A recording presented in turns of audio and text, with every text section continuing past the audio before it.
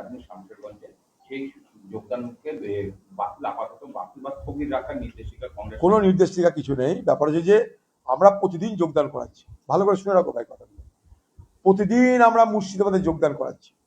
আমি গতকালও যোগদান করেছি কাঁদিতে, আগামীকাল করাবো গোলাবাজার এই পার্টি অফিসে, 29 তারিখ করাবো পার্টি অফিসে।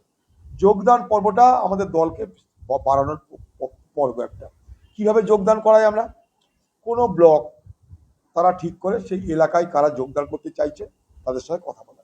মনে করুন আমার কাছে কেউ এলে যোগদান করতে, আমি সরাসরি কাউকে যোগদান করতে অনুমতি দিই না।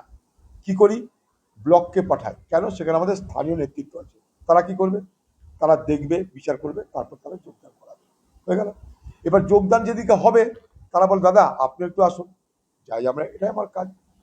একইভাবে মুর্শিদাবাদের বিভিন্ন জায়গায় নির্বাচনের পর থেকে হাজার হাজার, একটা নয় হাজার হাজার তৃণমূল কর্মীরা কংগ্রেস দলে যোগদান করেছে।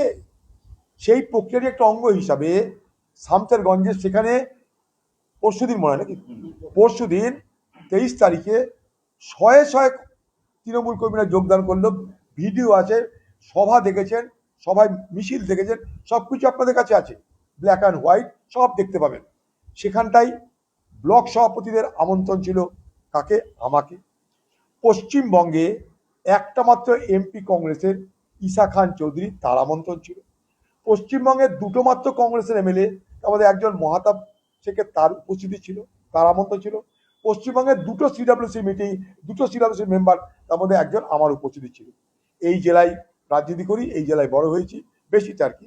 রাজ্য রাজনীতি করেছি, আমি দুবারের প্রেসিডেন্ট ছিলাম, আমি সিডাব্লিউসির একজন সদস্য। আইন কানুন নিয়ম আমি কারোর থেকে কম জানি না। তো সেইখানটায় যখন অনেকে যোগদান করেছে, তার মধ্যে নাকি একটা লোক সম্পর্কে কোনো অভিযোগ পাওয়া গেছে, তার বিরুদ্ধে কেস আছে বা কিছু আছে একজন সম্পর্কে। তাই এআইসিসির কাছে যখন এই অভিযোগটা যায়, এআইসিসি মানে কি এখানকার যে দায়িত্বে আছে আর কি, একটা প্রকাশ যোশী বলে একটা ভদ্রলোক, তার কাছে যখন এই খবরটা যায়, সে তখন আলোচনা করে বা কোনো কারণে সে বলেছে এইটা 4 দিনের জন্য এটাকে স্থগিত, তখন ক্যান্সেল করা নয়, ইন অ্যাবিয়ার মানে আটকে রাখা। সেইখানে যখন সভা হয়েছিল তখন সব মিডিয়া ছিল, প্রিন্ট মিডিয়া ছিল, ইলেকট্রনিক মিডিয়া ছিল, সবাই ছিল।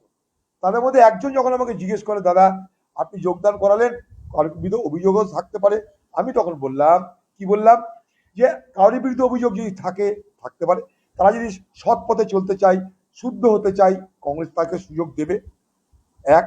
2 নম্বর, আমি নিজে নেতাদের থেকে বেশি কর্মীদেরকে যোগদান করাতে উৎসাহিত বোধ করি, এটাও বলেছি।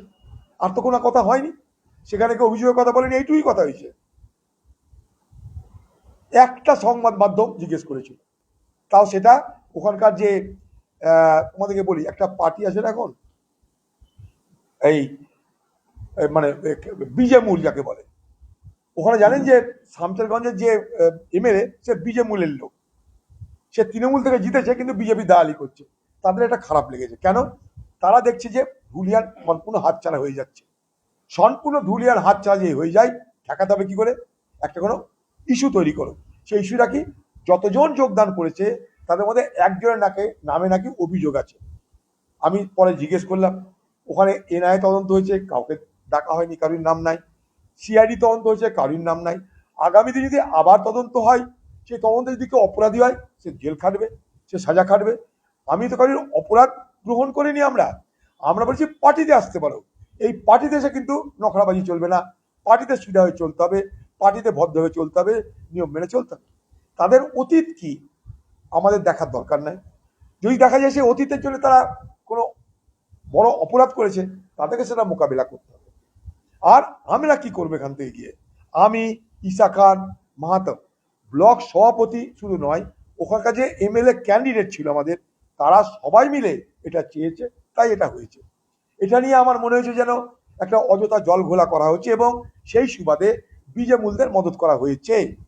অভিযোগ যদি থাকে কোনো ব্যক্তির বিরুদ্ধে, পুলিশ তদন্ত করবে, ইডি সিবিআই তদন্ত করবে। আমি যতটা জেনেছি এনআইএ তদন্ত হয়ে গেছে, কাউকে কিছু বলেনি। সিআইডি তদন্ত হয়েছে, কাউকে কিছু বলেনি। ইডি সিবিআই হয়ে গেছে, কাউকে কিছু বলেনি, ডাকেওনি, কোনো এফআইআরও নাই। এখন যদি নতুন করে আবার এফআইআর হয়, হতে পারে, করুক তদন্ত, কোনো আপত্তি নাই। তদন্ত করলে কোনো অপরাধীকে বাঁচানোর জন্য আমি কোনো আন্দোলন করতে যাইনি। অতএব তিলকে তাল করার যে প্রবণতা, সেই প্রবণতা থেকে সকলকে আমাদের সরে আসা উচিত। আমাকে নিজে এআইসিসি যিনি জেনারেল সেক্রেটারি আছেন আমাকে সকালে ফোন করেছিলেন, আমাকে বলছেন দাদা সবাই জয়েন করেছে ঠিক আছে, তোমাদের একজন সম্পর্কে একটু কমপ্লেন আছে, আপনি একটু ব্যাপারটা দেখে নিয়েন। হ্যাঁ, তা আমি তার জন্যে আমরা বলেছি যে একটু থেমে তাদেরকে যোগদান করাতে 2-4 দিন দাঁড়িয়ে আপনি দেখে নেন, তারপর যেটা খুশি যেটা ভালো মনে হয় আপনি করুন, আপনি আমাদের সিনিয়র লিডার, আপনার ব্যাপারটা কিছু বলার নাই। এখন এইটাকে তিলকে তাল করার গল্প আছে, কিছু নাই, কাজ নাই তো নেই, কাজ তো খই ভাত চলছে বাজারে। আবার আমি কালকে যোগদান করাবো, আবার আমি 29-এ যোগদান করাবো, 29 তারিখে যোগদান মুর্শিদাবাদে চলছে তো চলবেই, কালকেও করিয়েছি। কংগ্রেসের পুনরুত্থান মুর্শিদাবাদ জেলা হচ্ছে, এই পুনরুত্থান ঠেকানোর ক্ষমতা কারী নেই, সরকারি দলে থেকেই হোক বেসরকারি দলে থেকেই হোক, এই পুনরুত্থান কাউকে ঠেকানোর ক্ষমতা নেই। বরং আমি সবাইকে বলবো যে জেলায় যোগদান হবে সেই জেলাকে জানিয়ে যোগদান হোক। জানি আমাদের পরিকাঠামোতে জেলা আছে, প্রদেশ আছে, দেশ আছে, অনেক কিছু আছে, কিন্তু মূল ভিত্তি আমাদের জেলা, জেলার মূল ভিত্তি গ্রাম, গ্রামের মূল ভিত্তি হচ্ছে বুথ। আমরা কিন্তু সেই ব্লকের, জেলারও না ব্লক, জেলার পরে মহকুমা, তারপরে ব্লক, সেই ব্লকের সমস্ত নেতৃত্বের আহ্বানে আমি গেছি, একজন সিলসির মেম্বার, ঈশা খান গেছে পশ্চিমবঙ্গের একটা কংগ্রেসের এমপি, মাহতাব শেখ গেছে পশ্চিমবঙ্গ কংগ্রেসের 2 এমএলএ, একজন এমএলএ। পরিষ্কার হলো, আর কোনো গল্প নাই। যোগদান চলছে, যোগদান চলবে, যোগদান আগামী দিনেও চলবে, চলছিল, চলছে, চলবে। তৃণমূল পার্টিকে মুর্শিদাবাদ জেলা থেকে কংগ্রেস সাদরে উৎখাত করে কংগ্রেসকে শক্তিশালী করবে, কংগ্রেসকে শক্তিশালী করবার প্রচেষ্টা নিয়ে আমরা লড়ছি। কংগ্রেসকে দুর্বল করার ক্ষমতা কারো নেই, কারো নেই, কারো